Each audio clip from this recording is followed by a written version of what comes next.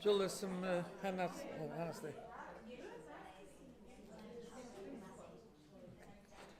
Okay. Sorry? Oh.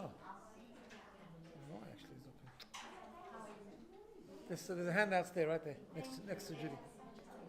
Want to ask them in the office quickly? You should ask the office. I don't know where they are. Just. Sorry, if you just want to go to the office, I'll give you. Okay, no problem. Okay, good morning, everyone. Okay.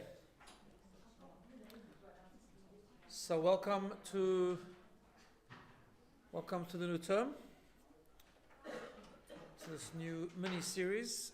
Before we begin, I know it's been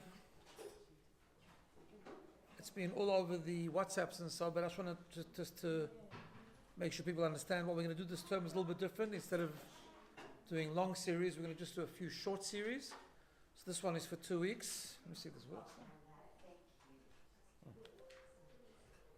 That's better. Then there's another 3 series. So 7th and 14th of August, we're going to do a 2-week series on the Kabbalah of animals. Something different. I'm going to have to work hard for it, but it's okay. It's good. I don't like animals. So sorry? What did you say, Kabbalah of? Animals. So it should be interesting, but also be personal growth orientated, so lessons we can learn and so on.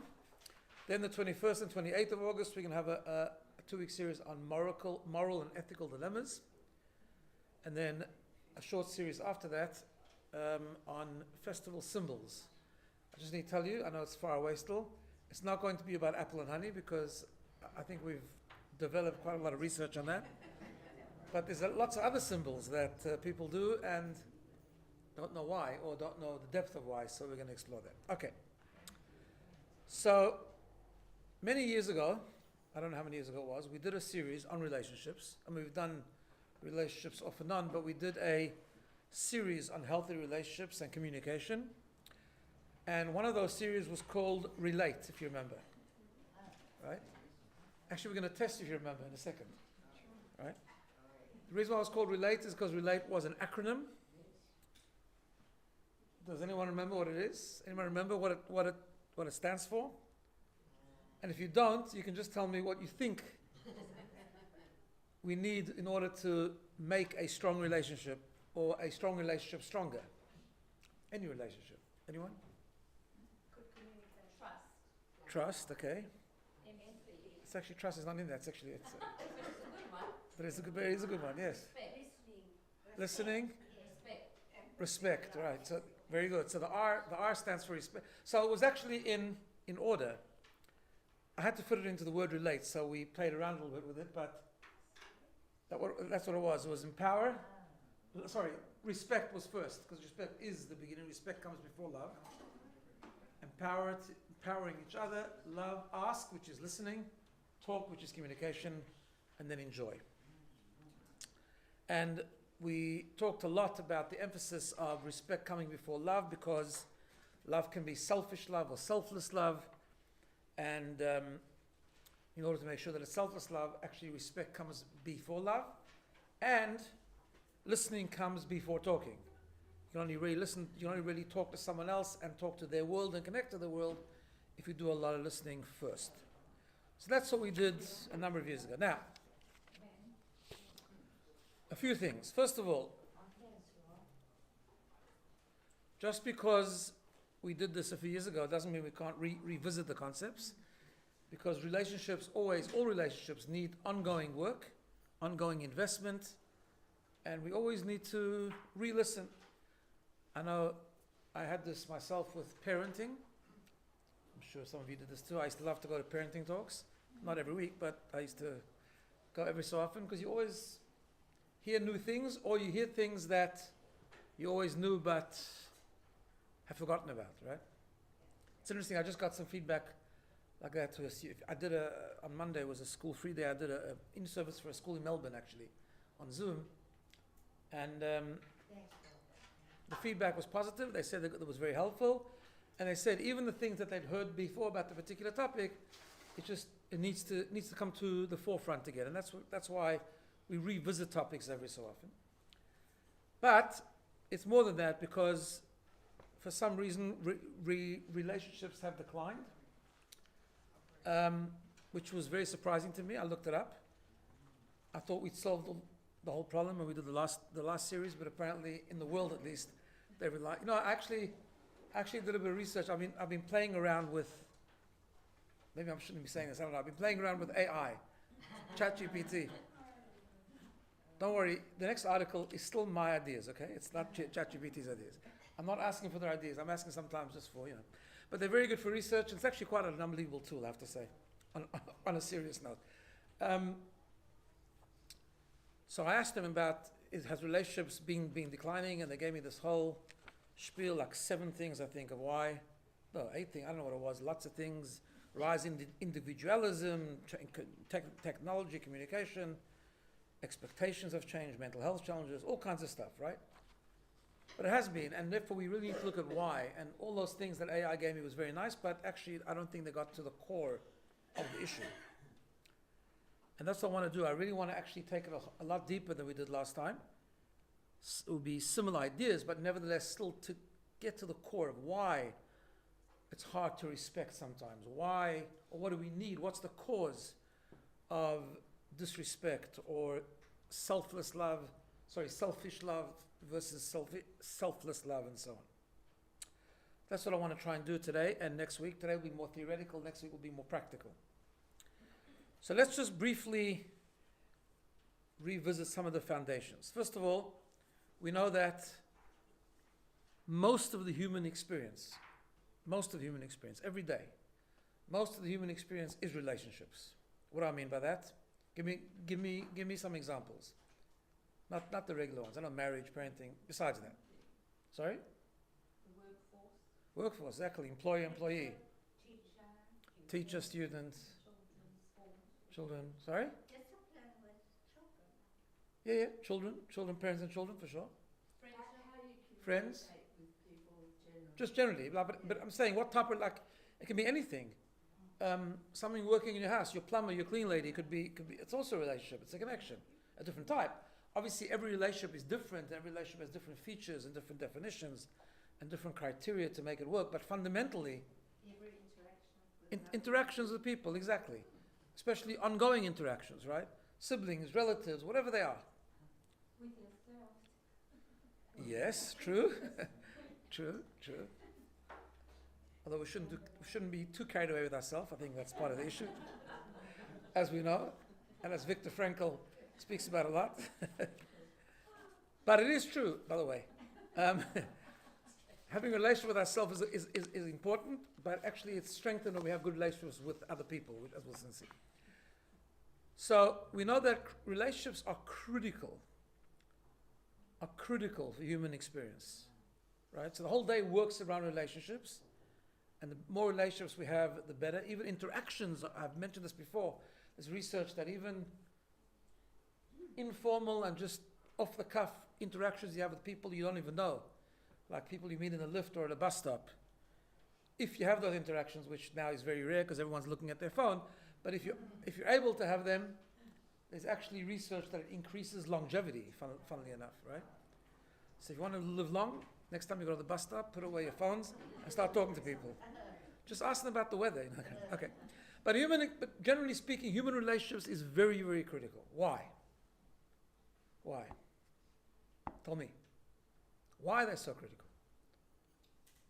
If I'm self-sufficient and I go live on a mountain somewhere, Because it makes you think about someone else. makes you think about someone else, okay, but why is that so important? Someone else. Sorry? We don't become self-absorbed. Okay, maybe prevent self-absorption, correct? We're not meant to be islands. We're not meant to be? Islands. Islands, yeah, but why? Why? The fact that we're not allowed to be islands is 100% correct. But why? We need to think about why. You need to extend yourself. Okay, loneliness is one. Right, loneliness is one for sure. Because the way God designed us is that in order to nurture ourselves, in order to develop, we need connection. And that is we've spoken about this before, what it says right in the very beginning of the Chumash.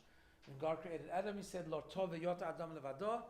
It's not good for the person to be alone, or Rabbi Soloveitchik famously translated it, not to be alone, but to be lonely, right? Because relationships doesn't mean you have to be talking to people all day. I mean, some people like that, and that's fine, but it means you have to have connections, right? And also, I think the other reason is the famous idea that the Talmud says, that God built the world, He designed the world based on the concept of chesed, to give, like you said, to give to others. And for giving, there needs to be giving and receiving. And therefore, every relationship needs to be giving and receiving. It can be anything. It can be emotional stuff. It can be intellectual ideas. It could be giving things, depending on what the relationship is. It could be financial support, whatever it is. But the world, otherwise the world would be a selfish world. This is the famous story that I've mentioned many times in the Talmud, where someone asked, a heretic challenged one of the great Talmudic rabbis, and he said, if God can provide, why doesn't He just provide for everyone, whatever they need? And he famously answered, because then it wouldn't be a kind world. Then it needs to be mashpia and makabel, giving and receiving. Anything, doesn't, right? Now, just in parentheses, it's both things need to be worked on. We've talked about this. We need to learn how to give. We also need to learn how to receive sometimes. In fact, my son and I talked about this on this week's JP podcast. If you want to listen to it, it's a reflection on the twins. And it came in this idea of giving and receiving. But it doesn't mean that we need to be takers. It's a Jewish value not to be a taker and to try and be independent. But that's very different. To be needy is not a good thing. But we all need to receive and to facilitate giving, because there cannot be giving without receiving. Now, what that means, therefore, okay, so again, we want to do away with isolation and loneliness. We want to have connection.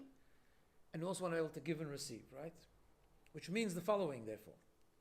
It means that every relationship and everything that happens in a relationship must foster those two things, right?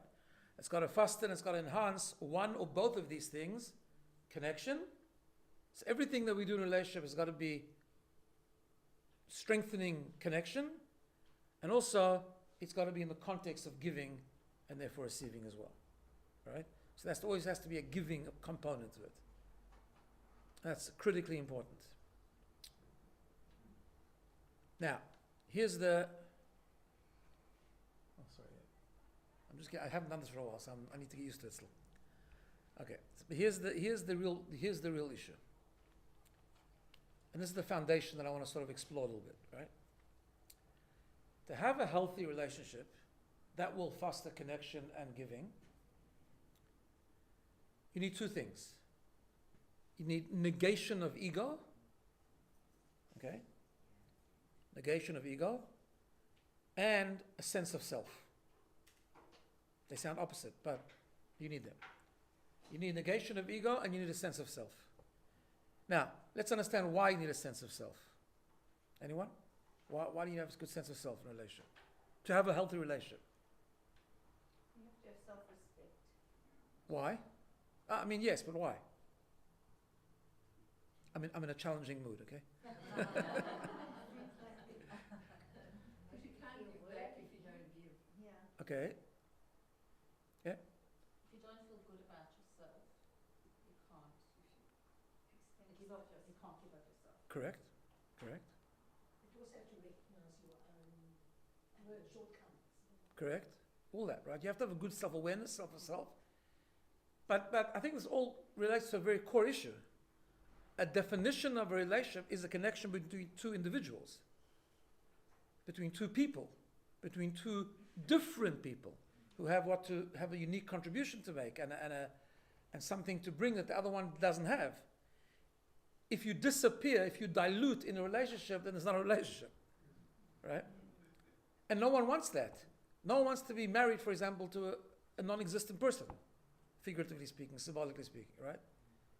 Presence of self in the relationship, both people, whatever the relationship is, presence of self is a very important thing. That's why many years ago when we talked about this, we talked about respect. Part of respect means valuing the individuality of the other person. But the other person's also got to have that individuality.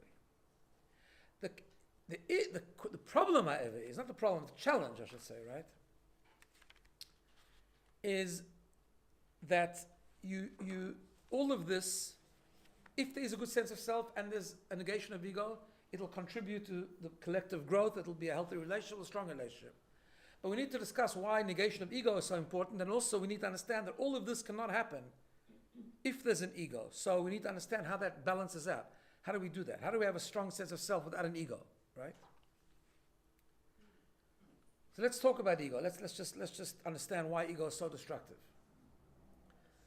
So ego essentially, I mean, we could talk a lot about ego, but ego essentially means, right, not making space for another person. It's a self-absorption, and it's a sense of always pushing me and myself to the point that I make little or no space for other people, right?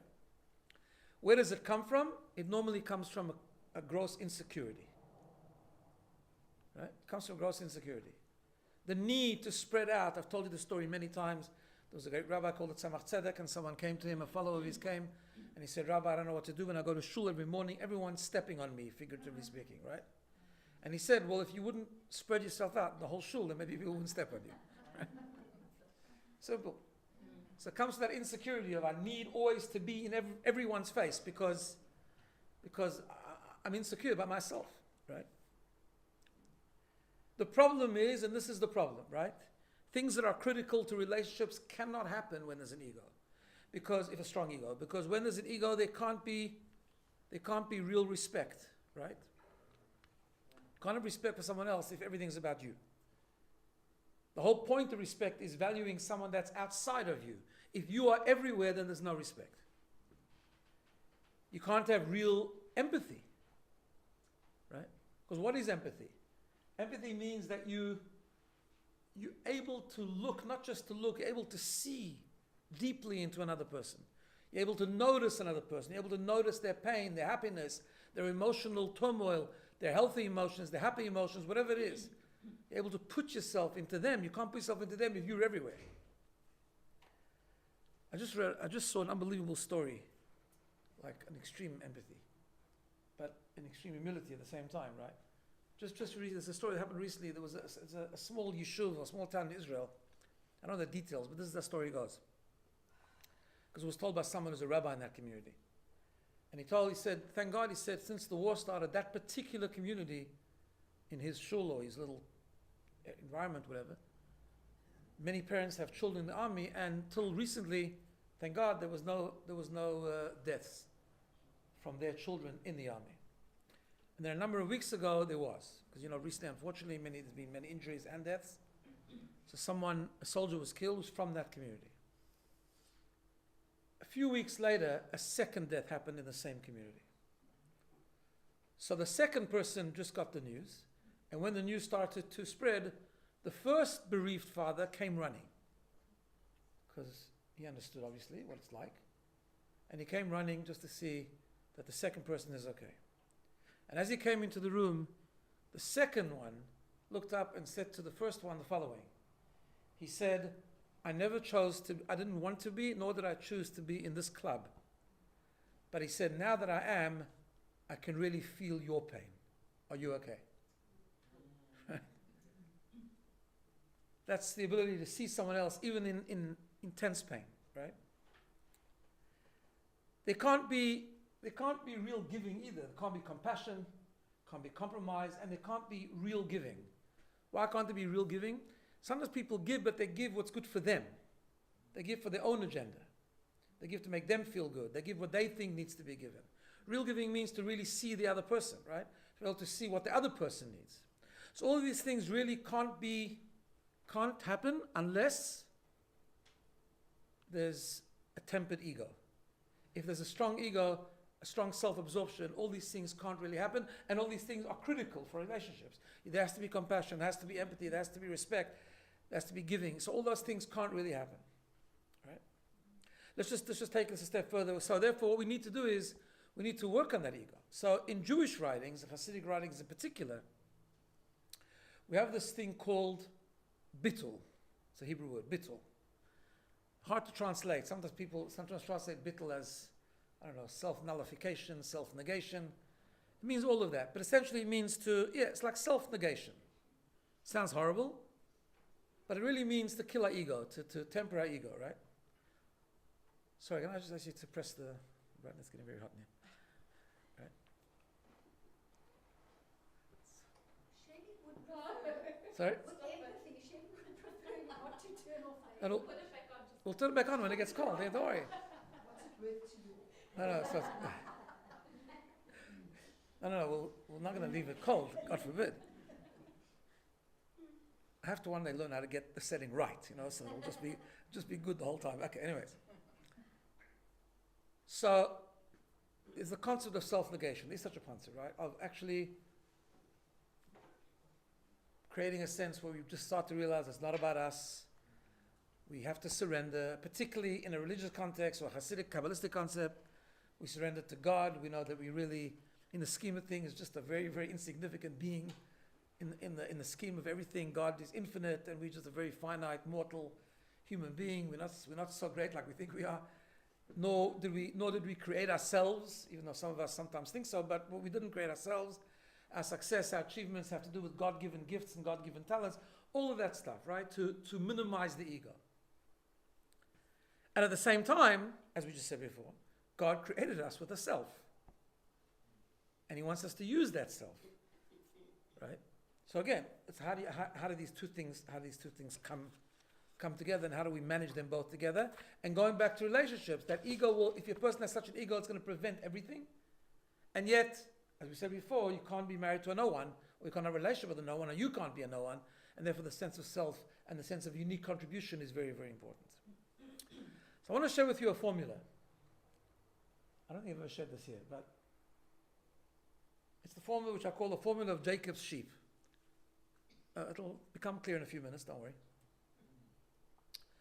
So we have a story in the Torah where Jacob runs away from his family because his brother Esau was pursuing him and wanted to kill him and so on.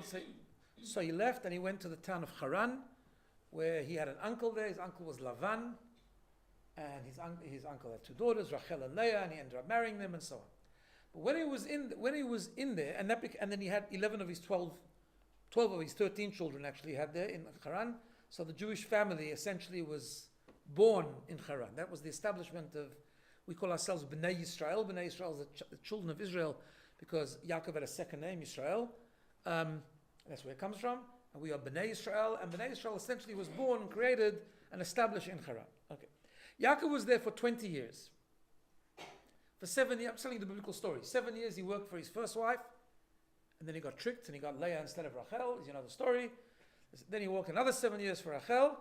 And then he was doing really well, and Lavan was extremely happy because a blessing had come to the house every time Yaakov, since Yaakov had arrived. Lavan was becoming very prosperous, so therefore he really wanted to keep his son-in-law there, so he kept him for another 6 years and he offered him to work for another 6 years. What was Yaakov's wages? Sheep. Because Lavan he had sheep, that's what he had. So his whole thing is to get a certain percentage of the sheep to be his own. It was a whole story at the end. They made a deal that they would, there's a whole Kabbalistic thing behind it, but just a simple story that Lavan told him, a certain color of sheep will be yours, if it's spotted or dotted or whatever, the whole story was sheep. Bottom line is, Yaakov amassed an amazing amount of sheep. Okay. What did he do with his sheep? The rabbis tell us, he became a wealthy man. He used some of the sheep to sell. He bartered them for other animals, for donkeys, for oxen, for all kinds of things, servants, maidservants. He became a wealthy man, all from the sheep. Okay. Then, eventually after 20 years, he leaves Lavan and he's on the way back. And on the way back, he knows that he still has a brother back home, Esau, who was really upset with him because he stole the blessings and the whole story. And he wanted to kill him. And he really was concerned. Maybe Esau hasn't forgotten. And Esau hadn't forgotten. So he sends messengers to Esau to feel him out. Very respectful message. He said, and he tells his messengers, tell Esau the following. He said, Im Lavan Garti, I've been living with Lavan for many, many years. And when I was in Lavan, Vayihili Shor v'Chamor, hence the second picture, I amassed oxen and donkeys, servants, maidservants. In the middle of the sentence, he also slips in sheep as well. Right? Now, every word in the Torah we know is exact. There's always a lesson in everything, right? So the commentaries ask the question like this. First of all, why did God design it in such a way? Well, that Jacob went to Lavan, and for 20 years, his entire business structure was all around sheep. And yet, when he sends a message to Esav, right? When he sends a message to Esav, he doesn't start with sheep. He doesn't say, I went to Lavan for 20 years, I got so much sheep. No, he starts with the other things that he bought with sheep. He got donkeys, he got oxen, and so on and so forth. So the Lubavitch Rebbe once in a talk offered the following idea, a very fundamental idea. He said like this, in Kabbalah and in Hasidic teachings, every animal, we haven't got to the serious animals yet, but we'll slip it in now. Sheep is a symbol of humility. Sheep follow. Sheep is a symbol of surrender. Sheep is a symbol of ego negation, as we talked about before, right? It's a symbol of the word we used before, a symbol of bitul, right? The foundation has to be ego negation. That's the foundation. His entire fortune was based on the entire foundation of Am Yisrael is based on sheep. We surrender to each other. We don't take ourselves seriously. We try to work on not having an ego, because that just stands in the way of everything negative, everything positive, and then we surrender to God ultimately. The ultimate relationship is a relationship with God, right? But with that sheep, Yaakov bought other things. He bought other things that don't symbolize humility. Not that they in contradiction with humility, but they symbolize strength, like oxen, like donkeys, stronger animals, firm animals. So therefore, Yaakov, with the sheep, buys other things that symbolize strength, not humility so much. They symbolize more the ability to be firm, the ability to be strong, the ability to fight even, right? All those kind of things which are symbolized with the other animals. And Yaakov, when he comes to Esav, he doesn't start with the sheep. And the Rebbe explains the following. He says like this. The starting point has to be bittul. It's not about how these two things are balanced. It's not about balance. It's about how we build the building. The foundation of our building, of our relationship building, is humility. Sheep. That's the foundation. Where we are secure enough to make room for another. We're secure enough not to take ourselves so seriously. We're secure enough not to be obsessed the entire day with ourselves. I know this is not, in today's society, unfortunately, it's not kind of the ongoing theme, but nevertheless, right? This is the truth. That's what the foundation is. Then, however, God wants us to use our strength as well when necessary. For example, when Yaakov comes and he has to meet an Esav, you don't come like I want you to know, I've been 20 years by Esav, by Lavan, and you know what I did? I bought ox and donkeys. Like, let's not talk about the sheep now. The sheep is my foundation. And I bought sheep also because that's what drives everything in my life. But I can be strong when I need to be. I can be firm when I need to be. I can be assertive when I need to be. And it's not only with an enemy like Esav, it's with each other. Sometimes we need to be strong in relationships. Sometimes we need to be firm. Sometimes we need to have tough conversations. Sometimes we need to do things that are hard. Sometimes we need strength. Particularly in relationships which we have more influence, like parents and children, teachers and students, right? It's not all about being humble. It's not all about, like today, what they call gentle parenting, which is a load of rubbish, right? Sorry, no, it just is, We'll do another series on it one of these days. Huh? No, it is. It's just complete nonsense. We shouldn't be harsh with because what is important is to have this. Yeah. No. Okay. If you help me put a parenting course together, we'll do it. Partnership. Okay. So why? Because sometimes we need to be strong and sometimes we need to be firm in all relationships. And also we need to use ourselves. There has to be a sense of self. When we go into a relationship, we have something to offer that is unique, that the other person can't offer. That's what giving and receiving is all about, right? And we have to not hide it. We must use. God gave us talents, use them. He gave you an ability to do something, use it. Have a sense of self. But it's got to be bought by the sheep. It's acquired by the sheep. It's in the context of the sheep. It's in the context of humility. What does that mean? I'll give you an example. Let's take a character. We've talked about this before, but let's take a character trait of ambition. right? I use this example because ambition is quite a self thing. Like, I'm ambitious, I want to achieve, right? Okay. Is ambition bad or good? It depends. It's very simple. Ambition is good because it develops my success, develops what I'm able to do. But number one, the question is it based on values or based on selfishness? And this is in the context of ego or is in the context of negation of ego, right? In other words, when I'm ambitious and I'm trying to do something, am I including others or am I breaking others in the process? Many people in the world are very ambitious and they destroy everyone and everything in their way to achieve their goal. In other words, the ambition is completely egocentric, right? Well, the question is, if you are ambitious, which is a good thing, ambition is a good trait. By the way, in the two triangles of the thing, it's called netzach, right? Victory, ambition, winning, overcoming obstacles, being ambitious. But, well, is it going to harm other people? Is it going to come with some self-awareness about what you are able to do, not able to do, with some humility? Right?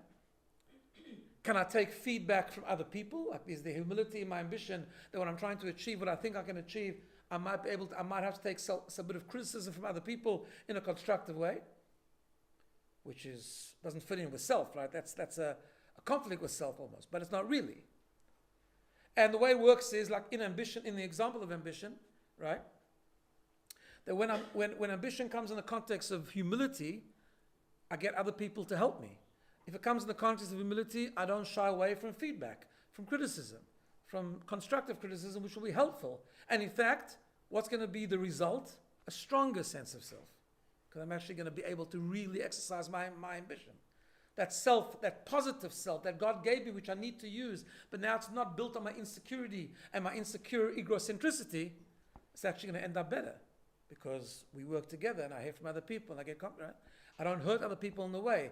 My ambition is based on values. I help other people. I lift up other people. I give up. I make space for someone else to come with me on the ambition journey, right? Where do we find a story like this in the Torah? Just the weekly parsha that we had a few weeks ago. There was a gentleman who rebelled against Moses and his brother Aaron called Korach. Famous story in the Chumash, right? Sorry, Korach.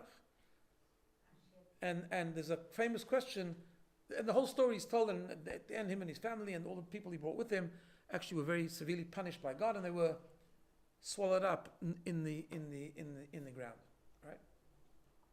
And there's that famous question of why name an entire weekly portion of the Torah. Each parsha has a name. Why do we name it after Korach? He wasn't a good guy. It's not nice to call a whole parsha with Korach. And again, some of the explanation goes like this, a beautiful idea. Because Rashi brings, the commentator Rashi says that Moshe Rabbeinu was trying to explain to Korach that you're ambitious. There's nothing wrong with ambition. But ambition has to be with awareness and humility. It's got to come from that. It's got to come with the humility that I have a talent that God gave me and I want to try and reach it. An aspiration. Aspiration is a good thing. But you also need to know not all the time could you achieve it. And Moshe Rabbeinu, Moses said to Korach an amazing thing, because one of the things Korach wanted to do, God had appointed one high priest, Moses' brother, Aaron HaKohen, famous, right? By the way, I need to mention this because this week's parsha talks about the time when Aaron passed away. It's the only time in the Torah that it records the date of the death of someone. Only time in the entire Torah. Like we know when Moshe Rabbeinu died, we know other people also from oral tradition and so on, Midrashim, but Aaron was the only one, and we read it this week's parsha. We read it this time on Shabbos. It's the first of Av. So this year we actually read it on Aaron's yard site, which is fascinating. Okay, Aaron is a whole other story. He was a person of peace, person of unity. He was an amazing person. But he was the high priest. And Korach said, well, why can't I be a high priest? And you know what Moshe Rabbeinu said? Moshe Rabbeinu said, Afani, I also want to be a high priest. I really have that ambition. I really have that aspiration. But in this case, we can't because God decided there's only one. And there's our roles for different people. And that's Aaron's role, not yours, and not mine. So we call the Parsha Korach because the essential ambition is good. The essential ambition. But not when it's fueled by ego. Ambition is it's a very strong expression of self, but it's got to be acquired by sheep. It's like the ox, but it's got to be acquired by sheep, right?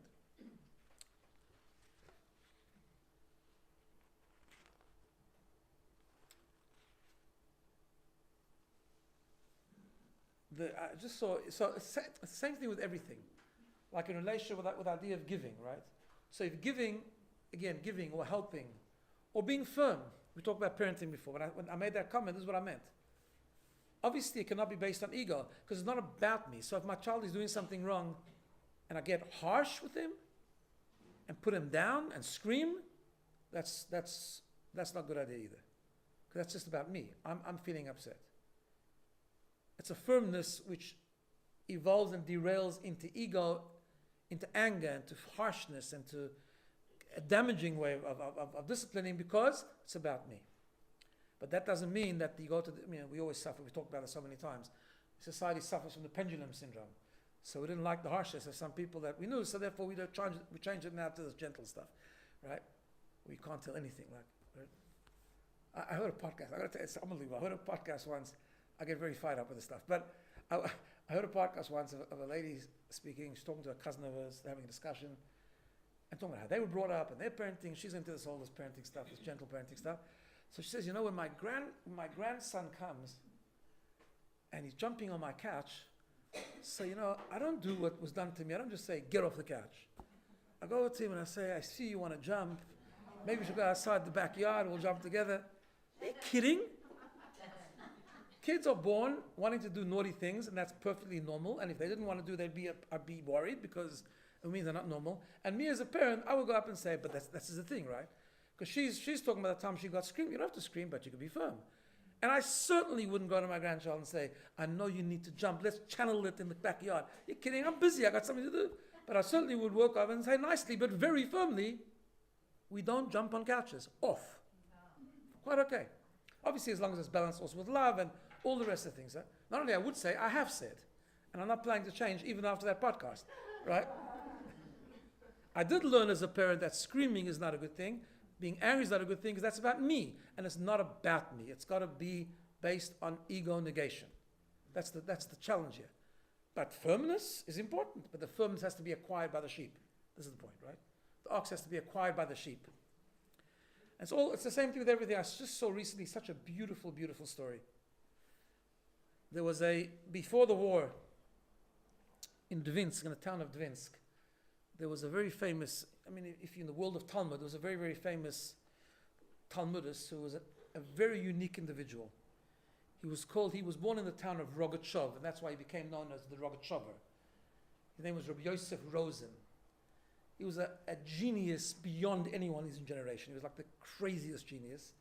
And it showed in his personality. He was a great rabbi, but he would pace a lot, and he was always learning, and he had books they used to describe him when he was at home. He would have books in all different corners of his living room, and he would jump from one to the other. He was always thinking and always learning and always analyzing. He wrote the most extensive amount of responsa, and so unfortunately a lot of it was burnt and captured in the Holocaust, but he was an unbelievable person. And recently I read a biography on him, a fascinating biography, and I learned something new about him, which I find fascinating. He says that his stature and his level in Torah learning and Talmudic analysis, he attributes to his Cheder teacher. Why is Cheder teacher? Because what happened was, he says, when he was in Cheder, he was an impossible child. You get the real genius in your class, impossible to teach. So he would run out of class, right? And he would run out of class when he was 4 or 5 years old, and he would climb the tree, right? So what did the teacher do? This is when you don't have ego, right? If it's about, he climbed the tree. Yeah, exactly what happened. He climbed the tree with him, and he taught him on the tree. And he said, if that teacher would have just screamed at me and schlepped me down, and but he wasn't going to give up on him. Like he said, no, you have to learn. You climb the tree, I'll climb up. Why? But that was not every kid climb the tree. That's not a recipe for having classrooms at top of trees. But it is an amazing insight to see another, to not have ego. Because the teacher knew it's not about me, it's not about him disturbing my class. I see something special there. I see a talent. I see something that doesn't fit into the classroom learning. And I'm going to go up the tree and teach him. And he did. And he said, if it wouldn't be for him, I would have been a nothing today. I would have been a crazy person without the genius. Right? So that's the concept. The concept is the starting point. We need both things. We need ego negation and we need self. But the starting point the starting point is ego negation. That it's not about me. It's about the relationship. It's about what's good for someone else. And what's good for someone else might be me being creative. It might be me offering something that the person doesn't understand. Me pointing out this thing. It might be criticism. We'll talk about next week, practical, what that means, right? And all sorts of unbelievable lessons of how we give positive feedback or positive or even constructive criticism, right? All that kind of stuff, because sometimes that is necessary. We also have needs. We need to express them. Everyone has needs and wants and all kinds of things they need to express, but it's always about having the other person in mind. I might love to give, but I need to stop and say, 1 second, is this the right time to give to the other person? Does the other person want to be given that? Want to receive that? Is it going to be good for the person what I want to give?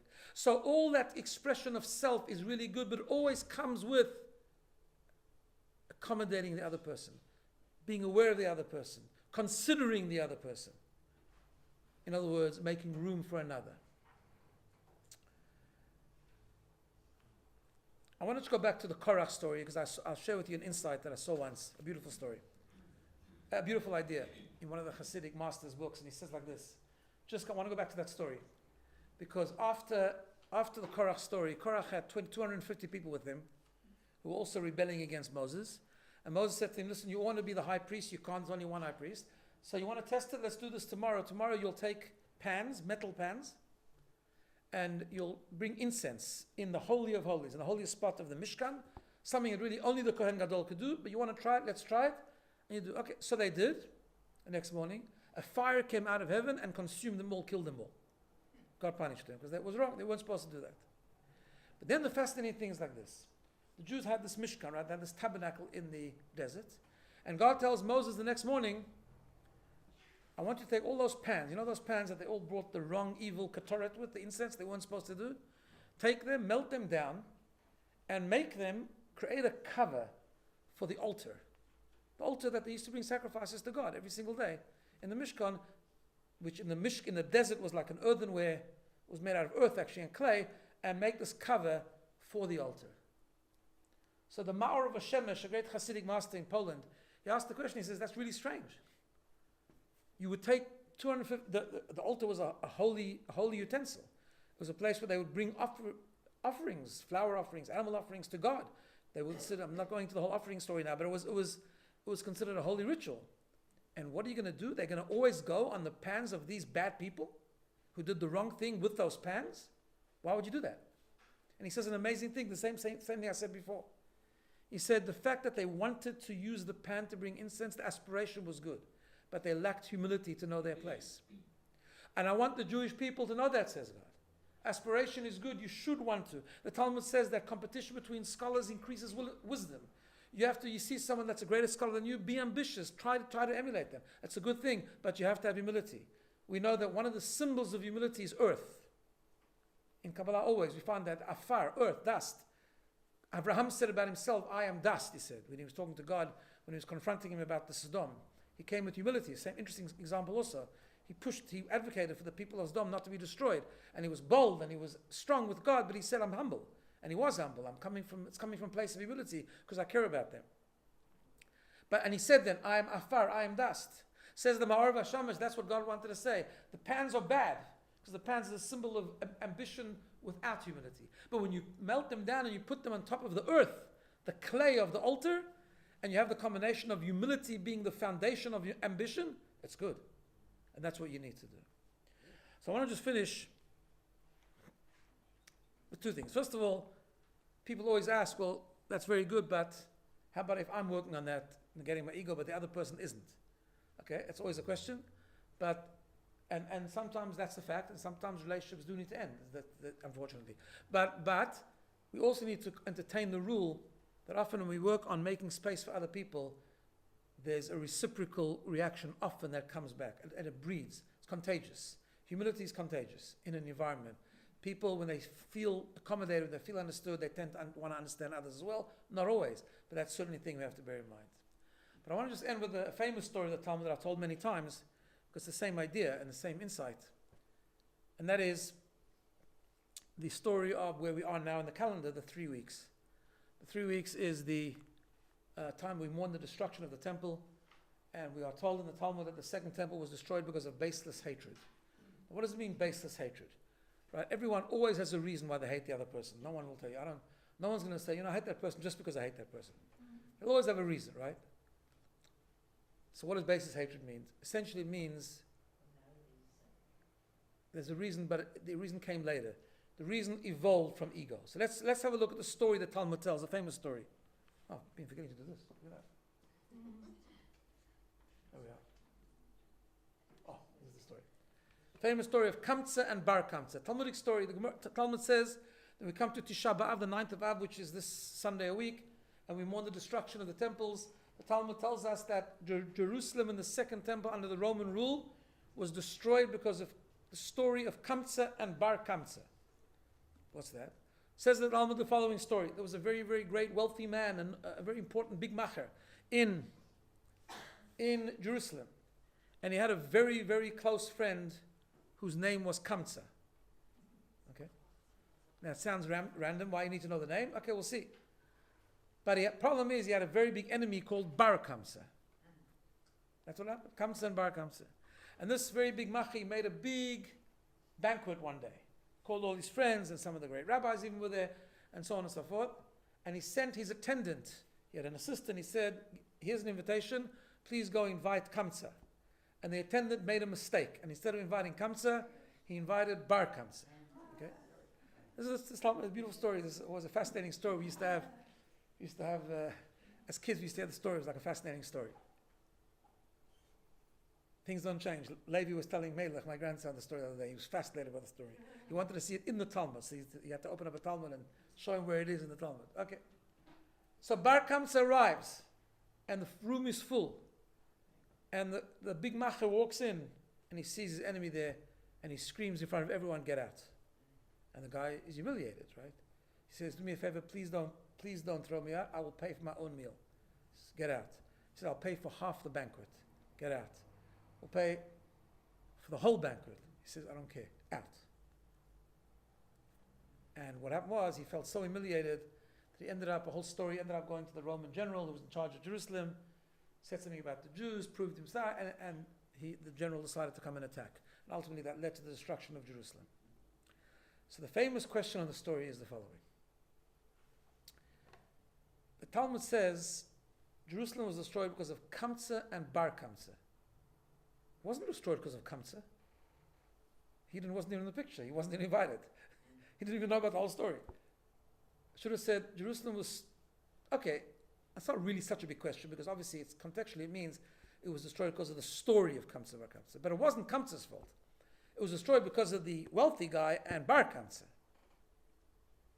So I once saw a beautiful idea that actually the names are very important here. It wasn't about the people Kamtza and Bar Kamtza. What does the word Kamtza actually mean? It's an Aramaic word. So Kamtza means a grasshopper. Now, what's that got to do? Right? A grasshopper. That's what it means. Now, what's that got to do with it? So you know the story in the Torah when Moses sends spies to, right? Spies. And they go and they see giants in Israel and they come back with a very bad report. They say something very interesting. They say that we saw giants there and they viewed us as grasshoppers. In other words, something so small, like nothing. V'chein hayinu be'eineinu. And that's how we felt. And you know, the Chumash has an Aramaic translation. And when it says grasshoppers, it translates it as kamatzin, the same word as kamtza. Insecurity, which leads to ego. Because, so the Talmud is saying, because of kamtza, and everything that comes from kamtza, like Bar Kamtza, the son of kamtza, right? When you have insecurity and you have ego, and then you're obsessed and worried about yourself the entire day, that's what destroys Jerusalem. Because it's a bizarre story. Maybe he had a reason to be angry with Bar Kamtza. Maybe something happened, I don't know. And yet the Talmud refers to it as baseless hatred. Why? Because when you need to humiliate someone in front of a whole crowd and dig your heels in, and you can't just say, okay, I'll leave you here, but just don't say anything and behave yourself. Just stay and I don't, in order not to shame and humiliate the person, that's kamtza. It comes from a deep insecurity, which is the source and origin of real ego. If you had no ego, you would have thought about him, another person, even another person who hurt him, who he can't stand, who he hates. You don't have to invite everyone, that's fine. You don't invite him, that's okay. But don't humiliate him. Don't shame him. Don't create a discord and disunity by shaming a person in front of everyone else. And the commentaries say that even the important people, even the religious people were sitting there. Bar Kamsa was really upset that no one said anything. It wasn't just the host. No one stood up. No one said, don't humiliate the person. That's all baseless hatred. Baseless hatred means hatred that comes because I am not prepared to make space for something beyond myself. The basis of every relationship has to be humility. It's ego negation. And the point I wanted to make today is it doesn't mean that there's no strength. It doesn't mean there's no sense of self. Sense of self is critical for relationships. But that sense of self must be an outcome of your humility, not an outcome of your ego. It must be the ox, the donkey must be acquired by the sheep. And when that happens, when that's the formula, the Jacob sheep formula, where the basis is always everything I do, everything, even when I'm strong, I think to myself, how's it going to be received by the other? And I don't want to just talk about myself. I don't want to just express my anger or frustration. It's about how's it going to help the relationship. Then the strength is good, but it'll be done with humility. The firmness is good, but it comes from humility. And it takes into account and it considers the other person. That's what makes a strong relationship. So that's that's what brings respect as well. All the things we talked about last time, respect and real love and communication, all those things. Because communication, when does it go wrong? It also goes wrong when it comes from ego.